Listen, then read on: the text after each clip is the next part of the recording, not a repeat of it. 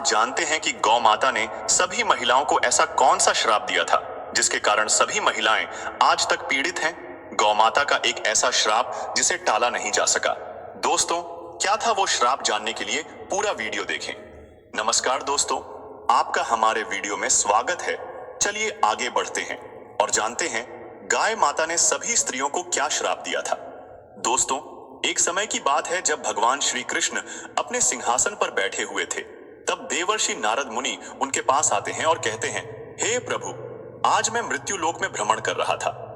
तभी एक महिला ने पूछा कि पहले जब महिलाओं के बच्चे होते थे तो वे पैदा होते ही चलना शुरू कर देती थीं, लेकिन अब नहीं।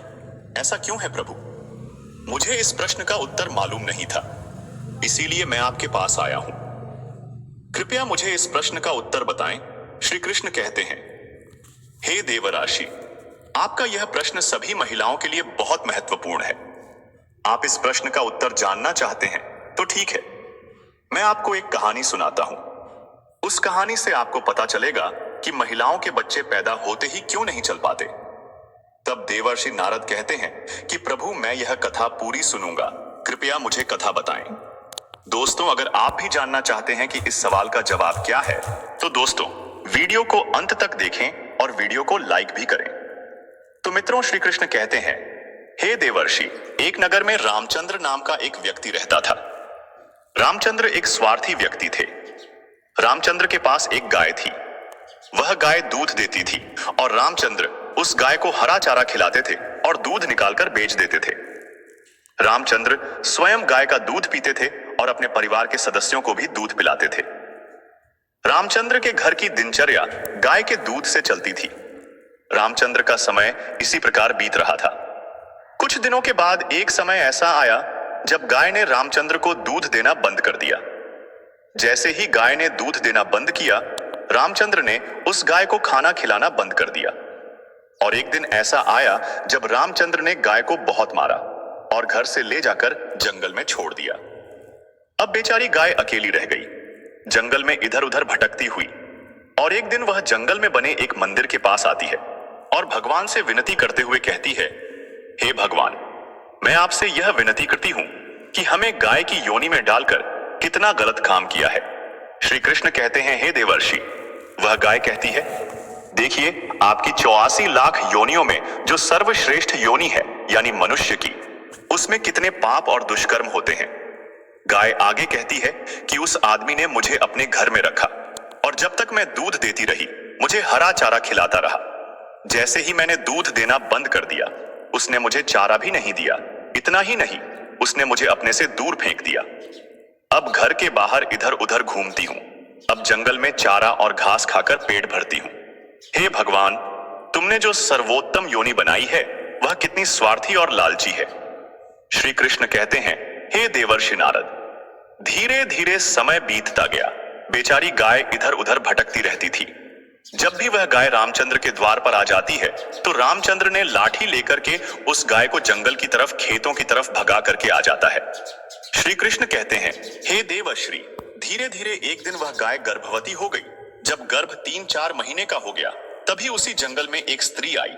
जैसे ही उस महिला ने उस गाय को देखा तो उसने मन में सोचा कि यह गाय गर्भवती है। मैं एक काम करूंगी, मैं इस गाय को पालूंगी।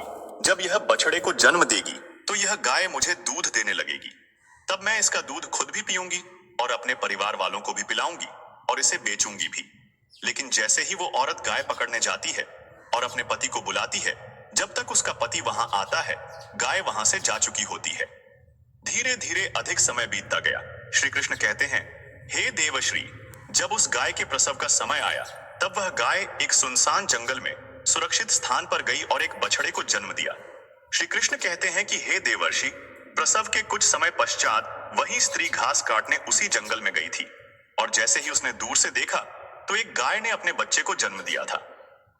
तभी वो औरत उसके पास गई और जब उसने उस गाय को ध्यान से देखा तो बोली, अरे ये तो वही गाय है, इस गाय ने पहले ही बछड़ा दिया है, ये अच्छा है। वो औरत सोचती है कि अब मैं इस गाय को जरूर पकड़कर अपने घर ले जाऊंगी। जैसे ही वो महिला अपने पति को बुलाने के लिए उस गाय के पास से जाने लगती है तो गाय उस औरत से कहती है, बहन, आज तुम हम पर एक उपकार करोगी। क्या ये मेरा बच्चा पीछे पड़ा है? तुम इसे उठाओ और मेरी गर्दन के ऊपर डाल दो।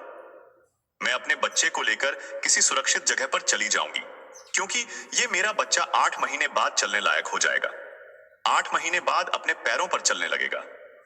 श्री कृष्ण कहते हैं, हे देवर्षि नारद, पहले ऐसा नहीं था। पहले गाय का बछड़ा 8 महीने बाद ही अपने पैरों पर चलने लायक हो जाता था। श्री कृष्ण कहते हैं, हे देवर्षि, लेकिन जैसे ही उस औरत ने गाय की बात सुनी तो वो बहुत जोर जोर से हंसने लगी और बोली, तुम्हारा बच्चा तो इतना गंदा है, इतनी गंदगी में पड़ा हुआ है। मैं तुम्हारे बच्चे को उठाकर तुम्हारे कंधे पर क्यों रखूं? मैं तुम पर यह उपकार क्यों करूं? जैसे ही उस स्त्री ने गाय को देखा, उन्होंने उसका बहुत मजाक उड़ाया। उस समय गाय बेचारी लाचार थी, वह अपने बच्चे को उठा नहीं सकती थी। श्री कृष्ण कहते हैं, हे देवर्षि, उसी क्षण दुखी होकर गाय ने श्राप दे दिया। श्राप देते हुए उसने कहा, जाओ, आज तुम्हारा बच्चा जन्म लेते ही चलने लगा है, लेकिन आज मैं श्राप देती हूं कि तुम्हारा बालक जन्म के 10 महीने बाद ही अपने पैरों पर चल सकेगा, और मेरा यह बच्चा भले आज चलने में सक्षम नहीं है और जन्म लेने के बाद बहुत जल्द अपने पैरों पर चलने योग्य हो जाएगा। श्री कृष्ण कहते हैं, हे देवर्षि, इसी श्राप के कारण स्त्री का बालक जन्म लेते ही अपने पैरों पर नहीं चल पाता है। मित्रों, सतयुग में सुखदेव जन्म लेते ही अपने पैरों पर चलने लगे थे, और वेद व्यास भी जन्म लेते ही अपने पैरों पर चलने लगे थे। इसका कारण यह है कि गाय ने पूरी स्त्री जाति को श्राप दे दिया था। उस दिन के बाद से महिलाओं के जो भी बच्चे पैदा होते ही चलना शुरू कर देते थे, उनका सिलसिला वहीं रुक गया।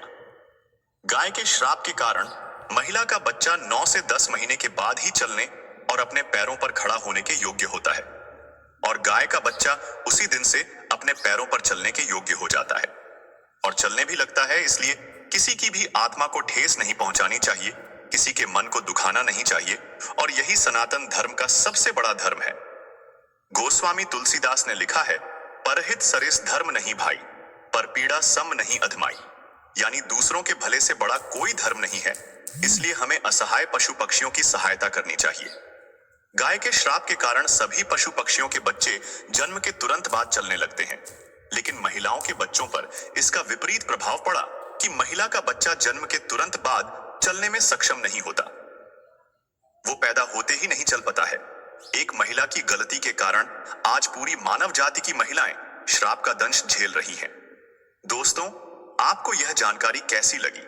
हमें कमेंट में जरूर बताएं, और कमेंट में जय गौ माता जरूर लिखें।